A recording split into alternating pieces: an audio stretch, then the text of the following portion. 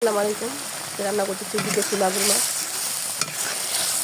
ভুনতেছি ছোটো বাচ্চার জন্য।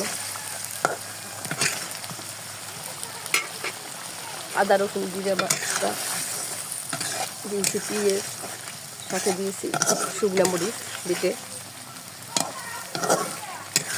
এলাচ দারচিনি বেটে দিয়েছি এর সাথে।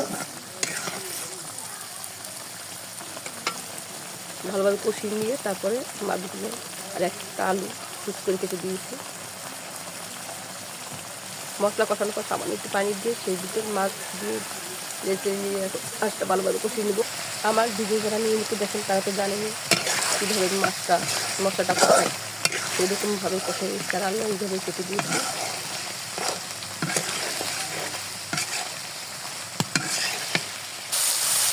মাছটা নিয়ে আমার কষানো হয়ে গেছে। এখন আমি পানি দিব, এই পানিতে আলু সেদ্ধ হবে, আর দিব না পানি।